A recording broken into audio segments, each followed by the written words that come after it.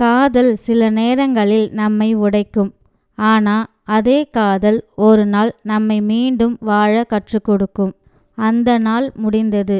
ஆனால் அருணின் வாழ்க்கை அங்கேயே நின்றுவிடவில்லை. மீனாவின் நினைவுகள் இன்னும் அவன் மனதில் இருந்தது. ஆனால் அவன் வாழ்க்கை முன்னோக்கி நகர வேண்டியதுதான். மீனாவின் தங்கை லக்ஷ்மி அருணுக்கு ஒரு நல்ல தோழியாக மாறினாள். அவர்கள் பேசினார்கள், நினைவுகளை பகிர்ந்தார்கள்.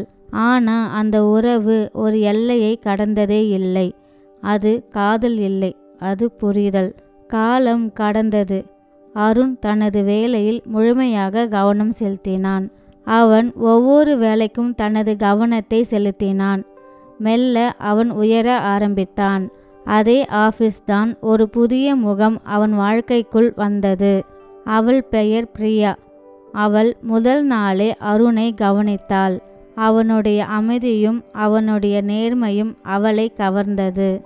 அது ஒரு சாதாரண விருப்பமில்ல, அது உண்மையான காதல். ஒரு நாள் பிரியா தன் காதலை சொன்னாள். அருண் அமைதியாக இருந்தான். எனக்கு இப்போ காதல் தேவையில்லை.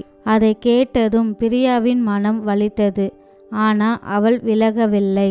பிரியா அவனை ஃபோர்ஸ் பண்ணவில்லை. அவள் அன்பு அமைதியாக இருந்தது.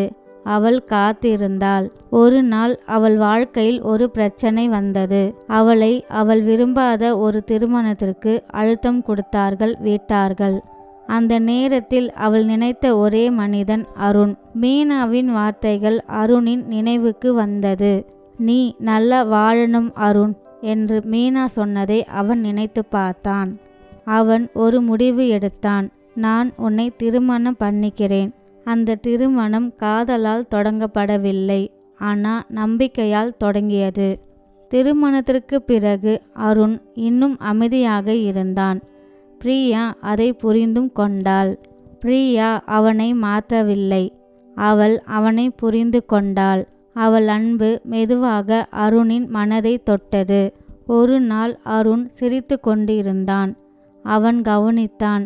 அது நீண்ட நாட்களுக்கு பிறகு வந்த சிரிப்பு. ஒரு மாலை அவன் வானத்தை பார்த்தான்.